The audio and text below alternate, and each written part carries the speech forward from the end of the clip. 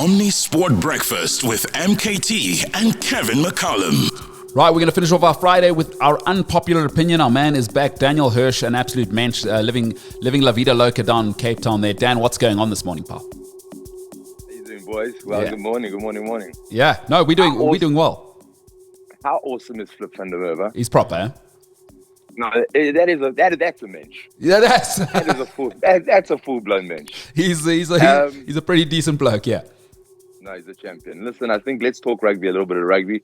I think we're looking. I'm gonna come straight up and say it. I think we're looking at a full week for the Southern Hemisphere teams this week. You reckon again? I'm telling you. I think. Well, firstly, let's just take a look at Ireland. That Ireland New Zealand game. How shit were Ireland? how bad were they? They were terrible. I mean, they were shocking. But you know what? I think. I'll put my hand up. I predicted an Ireland win. But I think what underestimated is, they were undercooked. They were seriously undercooked. I think the last time they played was the second test against us. And I think a lot of people underestimated, just how ready New Zealand were after that England game. I mean, that was a tough fought win. And they came in there and Ireland were terrible. They were really, really bad. Anyways, France, New Zealand this weekend. I think France, they're missing their two starting props, which I think is going to be tough because I think the New Zealand front row is getting a little bit of cohesion right now. It's good. It's Taylor, Williams, and Lomax. I think they're strong. I think finally, that New Zealand pack is getting a little bit. Finally, they put Severe at 7. I mean, my God, we've been calling out for that. Sam Kane out. It's like about time. So I think Razor's. I think Razor's getting on it. I think Flip mentioned that beast of a human being, this new tight head that the French have got. I mean, I think he's Tatafu. I think that's his name, Tatafu. I think he's 22 years old, 150 kgs. 150? That's a monster. 150 kgs. You know what that's when it hit you? Jeez. My God. Wait, hold on. I want to go back to Sam Kane there. People say he's the wish version of Richie McCaw. Your thoughts on Sam Kane? I mean, obviously cost him the Rugby World Cup final. Can't get sent off. But a lot of people have said what you have to say. So you're not into Sam Kane either? No. I've never rated him. And I've never rated him as a player. I've never rated him as a leader, to be honest. And I think a lot of the downfall of New Zealand at the moment, that we've seen in the last year and a bit, is a lot to do with him. But Sam Kane out. Very happy about that. I think Barrett. They got Barrett back at 10. McKenzie on the bench. I think that's the right move. I think with France though, they're missing a couple of key players. They're missing Intermac. I think at 10. They're missing what's his name? The fullback. He's out. I know who you're talking about. I forget what his name is. Yeah. So they got the young fullback in there. Look, I think all in all, I think New Zealand's got a little bit of momentum coming, and they take France. I think they're going to take France quite nicely. I think there's also a little bit of a subplot going on there with France deciding to take their B team pretty much to New Zealand, in the new year. And I think New Zealand's pissed off about that, so they're going to teach the same way as they taught England a little bit of lesson when they came after their haka. So there's a little bit of personal. I think then we're looking at Australia, Wales. I mean, you guys were just saying, how bad are Wales? How is that possible? How is it possible to be that bad? I think their club rugby is just falling apart. I mean, if you look at the URC and just the level of Ospreys and all, and the clubs that they got there, it's just there's rugby at the moment. So I don't know. And with Australia, Mark, what's his name? The league boy that came in? Suali. Joseph Suali. Jesus. Is that not the greatest debut of all time? No, it's close. He's unreal. I mean, it says something about rugby union at the moment. That this kid comes out of league. I think he played 6 weeks. I think he's 6 as a union player, and he's dominating like that. I mean, watch the space. This kid he's the real deal. Yeah, he was winning restarts underneath the nose of Mario Itoje. And they're probably the same height. He's 1.98. 6'5". Yeah, 6'5". weighs 98 I don't kgs. even see. I think he told you. I think he told you was lifted, and he still beat him in the end. He's just an athlete, He told you just a thug who can't play against the Springboks. But this kid, he's going to be the next superstar. He's next my Sonny Bill Williams of the future for me. 0788 100%. Yeah, 0788 777716. Was Suali's debut the greatest? I think you've raised a great point there, because you know, one of the things that I thought immediately was the 13th position is obviously that is a defensive position, and in rugby that is the hardest channel to defend, because you're also basically the captain of the backline for defense, right? For him to come in there and look that sort of accomplished, it was his first big union game. It was his Australian debut. I've never seen a performance like that. I've never seen he just looks so comfortable and such a step up on everybody else. But having said that, look, I think Australia. I think there's not much more to talk about. Australia, they're going to work. They're going to walk Wales. Yeah. The Argentina game is going to be a little bit more interesting. But yeah, I agree. I agree with what Flip was saying. I mean, Argentina, those Argies are on top of shit, man. They're a proper team. Ireland, there may be issues that side. Look, I don't know. It's going to be the toughest one to call between all of the games. But definitely, I think the Aussies have got a shot there. Well, Dan, let me ask you this. I want to ask you and Kevin this, because here was my argument with a mate. I said, everybody thinks when you lose a great player, you just lose their great ability. And I think New Zealand have found out after losing Dan Carter and the great Richie McCaw, is that you don't just lose the player. You lose everything else that they bring with. Now, for all of his shithousery, is Johnny Sexton... I want to be very clear. By Northern Hemisphere standards, right? Johnny Sexton is a great. He's a great player. Yeah. And you removed him, and they thought, oh, well, we've got the system, and people always love the system. It's like, no. You got one of the guys, I think, who's been a stalwart of Northern Hemisphere rugby for 10 years, and you get him out of there. It's not just his play. You're losing that intellectual property that he brings, that calmness that he brings, the ability to command a rugby match. And now you're learning that he was the glue, and maybe a little bit more, not just on the pitch, but off the pitch.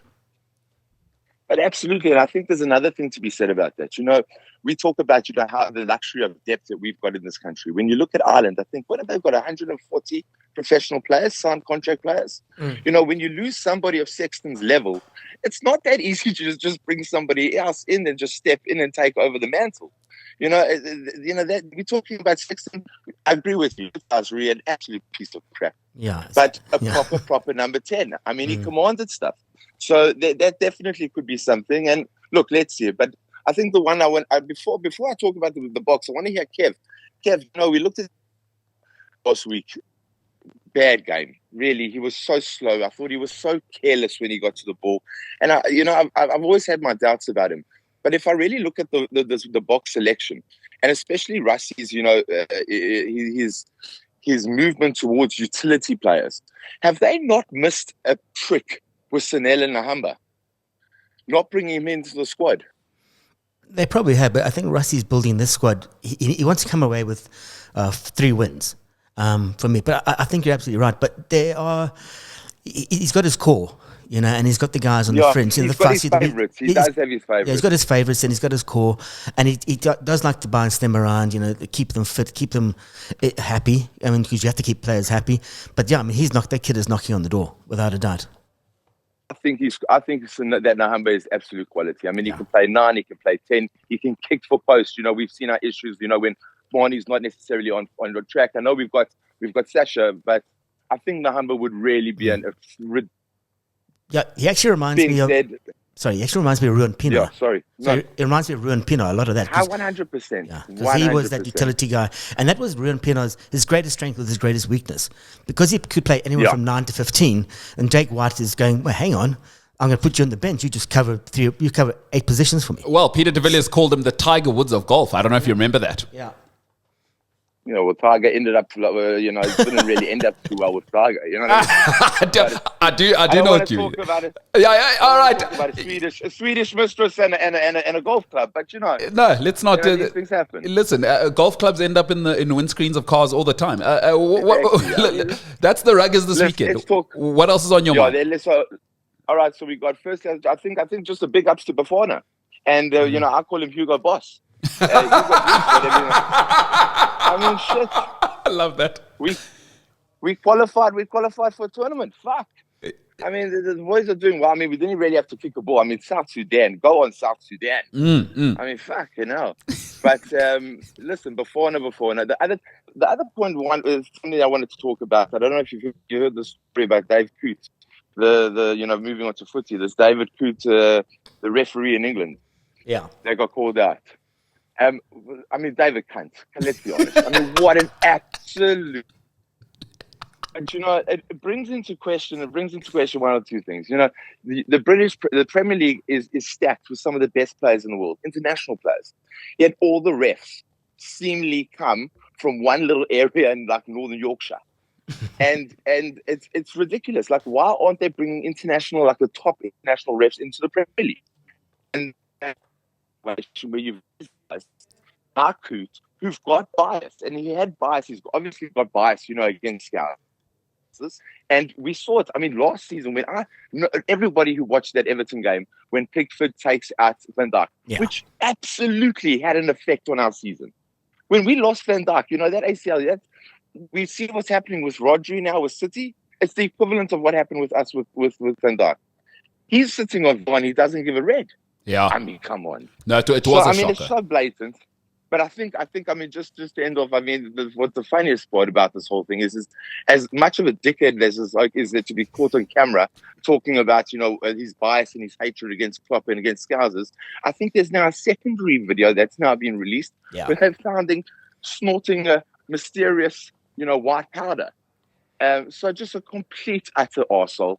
And I think if anything, the PGMOL have got serious problems with their refereeing because if anything, it just brings that questioning, it brings up conspiracy theories, it brings up questioning, it brings up doubting refereeing decisions. I mean, it's great for talk shows, right? Because it gives us a little bit of stuff to talk about. But the reality is that the refereeing in England is just so far compared to the high level of the Premier League. It's just so subpar. I think, so that's it. I mean, there's also the massive UFC this weekend. I mean, we've seen John Jones against Stipe. I'm a little bit disappointed that, it's not the Aspinall fight.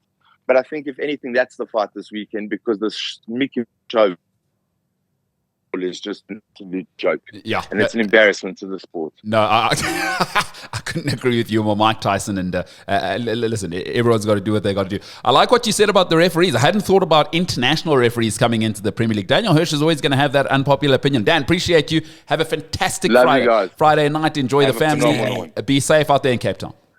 Good Shabbos, boys. Good Shabbos to you, indeed. Good Shabbos. Yeah. Hey, listen, this guy's going to let you know what he thinks. I like his idea about bringing international referees. Yeah. I can't believe I didn't think of that. By the way, do you see that Claudio Ranieri might be coming out of retirement to coach at Roma? No, not could be. He has been hired for like the 400th time to be the Ezra. I mean, football. It is the one that never stops giving. Kev, what a weekend. Let's answer our question of the day. Who is the all-time top goal scorer for Bafana Bafana? And the answer is... He's always in the area. Benny McCarthy, 30 goals. He is in the 18 area, 30 goals for Bafana Bafana. They've qualified without kicking a ball. As Daniel Hirsch called him, I love that. Hugo Boss. Mm-hmm. I like that. Hugo Boss. All right, that is it for today's show. And indeed, this week, join us on Monday as we bring you the greatest of sport from Africa and around the world. Listen live and on demand. Welcome to Omni Sport.